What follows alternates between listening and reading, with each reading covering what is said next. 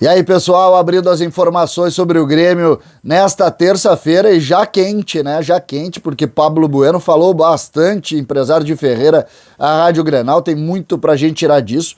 Tem uma possibilidade de impasse aí que a gente tem que discutir por aqui também, relacionado ao mesmo jogador. E tem uma mudança de estratégia do Grêmio que vai utilizar a transição e muitos jogadores lá contra o Laico e Dai, nós vamos falar um por um desses nomes. César Cidade Dias falando de Grêmio aqui no YouTube, papo de gremista para gremista. Sem antes, não esqueça, aqui na descrição desse vídeo você tem um link com um passo a passo de um trabalho home office que pode lhe dar mais de R$4.000 de renda extra com investimento de R$67. Portanto, entre na descrição e entenda um pouco mais dessa atividade. Gente, Pablo Bueno falou, nós vamos discutir isso, mas antes eu quero falar um pouco dessa mudança de planejamento. Eu usei na capa desse vídeo prioridade nacional. Por quê? Porque o Grêmio vai, obviamente, depois do que disse o vice-presidente Marcos Hermann, priorizar o Campeonato Brasileiro, certo? Certo. Só que, em razão de já ter classificado, o Grêmio muda o planejamento para o jogo de quinta-feira. O Grêmio vai utilizar basicamente os reservas e meninos da transição, inclusive com a figura de Thiago Gomes, o técnico da transição, lá na partida da Sul-Americana. Legal que o Grêmio conseguiu classificar com antecipação, pôde fazer com tranquilidade seu planejamento, e esse é o ponto que a gente precisa valorizar, mas acho muito interessante que a gente fale nesse momento do que está acontecendo na transição. Ontem eu preparei até um conteúdo sobre isso, mas em razão dessa notícia eu acabei não fazendo esse conteúdo e colocando hoje pela manhã em cima exatamente dessa novo plano do Grêmio para o jogo de quinta-feira. O Grêmio viaja com um time basicamente de transição e vai jogar com um time totalmente desconhecido do torcedor. E aí é que está o encantamento disso. Por quê? Porque tem alguns reservas que estão no time principal, mas tem muitos jogadores que querem espaço, tem muitos jogadores que estão brigando por isso. Quando o Grêmio fez essa excursão, que era o conteúdo que eu ia conversar com vocês, lá em Santa Catarina, fazendo gols, recuperando jogadores, criando opções, jogando no mesmo esquema, um trabalho muito próximo da transição com o profissional. O Thiago Gomes, que está com dupla função nesse momento, ele é da comissão permanente e é também do time de transição, ele está estreitando relações com o Marcelo Oliveira e principalmente com o aceno positivo a esse projeto do treinador do Grêmio, Thiago Nunes, que está encantando a todos também pela simplicidade, pela forma correta de trabalhar, por trabalhar em todos os lados, por entender todos, por visitar todos os departamentos, por dar força para isso. E ele tem em um fiel escudeiro o Thiago Gomes, que conhece muito esses meninos. Então o Grêmio faz a opção por levá-los para esse jogo, que é um jogo difícil, que é na altitude, que a gente sabe que é um jogo que o Grêmio tem muitas dificuldades de plantel para esse enfrentamento, porque tirou praticamente todos os jogadores do time principal. Por exemplo, o Grêmio não tem lateral direito para esse jogo, o Grêmio não tem lateral esquerdo para esse jogo. Até o Guilherme Guedes é um caso à parte, a gente tem que entender o que está acontecendo com ele, mas ele não vai ser motivo de discussão agora.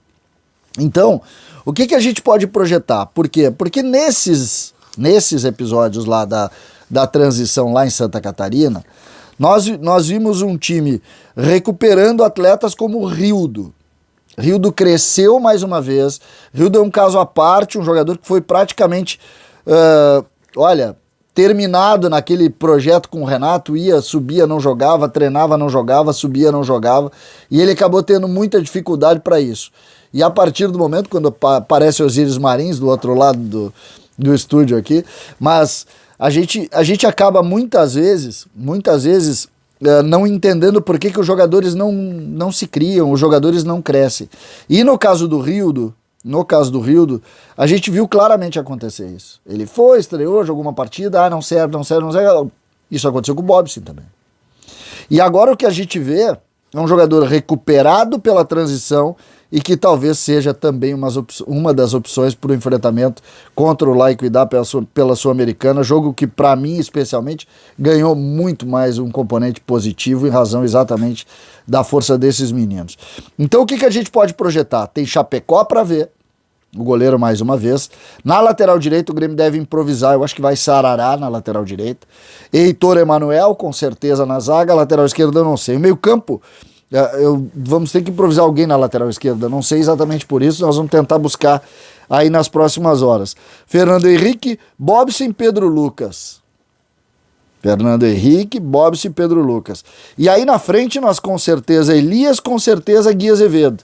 Mas eu acredito que ou vai o Vini ou vai o próprio Rildo, que está tomando espaço, que está melhorando, que está crescendo, que está evoluindo e que é um jogador de muito talento, que a gente torce muito por ele. Portanto, ganhou um componente muito legal o jogo da transição, o jogo da Sul-Americana com a transição, e nós vamos acompanhar muito atentos, porque o futuro do Grêmio está exatamente aqui, e hoje nós estamos vibrando com o Ricardinho, com o Léo Pereira, com o Ferreira e com esses meninos, exatamente porque se trabalhou forte essa questão. E eu acho que a gente tem muita alegria pela frente aí. E vamos falar do Pablo Bueno, que falou há pouco na Rádio Grenal. Eu tive a oportunidade de ouvir uma parte e também buscar mais informações, e o Pablo Bueno foi muito forte na entrevista, atacou o Renato em dois pontos muito fortes. Ele falou da falta de treino, segundo ele não é nada, não todos sabiam, inclusive dizendo que o Ferreira chega realizado em casa agora com o trabalho do novo técnico, que para ele passa muita força nisso, e também atacou o Renato no sentido de não utilização dos jovens, bateu forte nos executivos do Grêmio, no Klaus Câmara e no André Zanota, muito forte. Não mediu palavras para falar do Klaus Câmara e do Zanota, muito forte mesmo.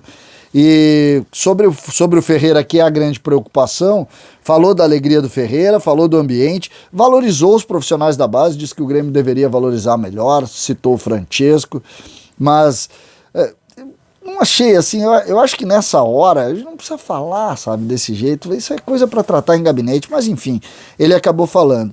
Com relação a Ferreira, ele disse que espera, que fala das sondagens que existem sobre o Ferreira na Europa, o que preocupa a gente, e fala na valorização. Diz que não tem nenhuma reunião marcada, a gente sabe que vai ter o encontro, mas em cima exatamente dessa realidade aqui, o que a gente precisa fazer é tentar compreender se há ou não impasse na renovação do Ferreira. O que a gente sabe é que o Grêmio vai propor uma valorização salarial, um aumento obrigatoriamente do prazo de contrato e, em cima disso, também um aumento da multa. Isso a gente sabe.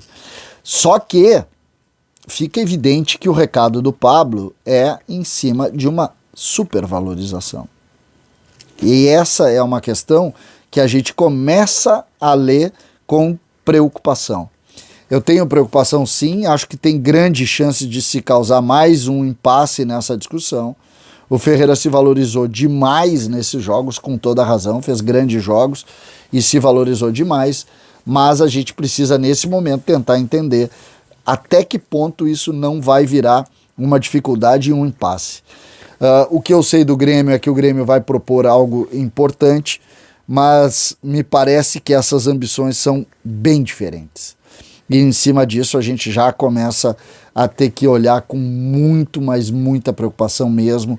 O Grêmio é um clube que tem uma rotina financeira muito responsável. Talvez o ponto mais positivo de tudo seja o ótimo relacionamento do Pablo com o Carlos Amodeu, que é, sem nenhuma dúvida, o homem que pode salvar esse impasse nessa hora. Alguém tem que sentar com calma e dizer, olha, vamos falar, vamos discutir aqui internamente. O Ferreira já teve muita discussão via rádios e isso acabou gerando também dificuldade para ele, para o próprio Pablo e obrigatoriamente para o Grêmio. E a hora de tranquilidade, a hora de tentar diminuir as tensões, a hora de tentar não intensificar esse discurso, mas fica evidente que ou a gente assume logo isso, o Amodeu toma conta desse negócio logo, ou nós vamos ter um impasse ali na frente E ninguém vai ganhar com isso mais uma vez. E o torcedor do Grêmio, na verdade, vai mais uma vez vivenciar situações que não precisa. Eu estou preocupado, fiquei preocupado, olhei, acho um pouco agressivo o Pablo. Até à tarde vou ligar para ele para saber mais detalhes disso, mas tenho preocupação sim, fiquei com uma pulga atrás da orelha e as minhas orelhas são grandes.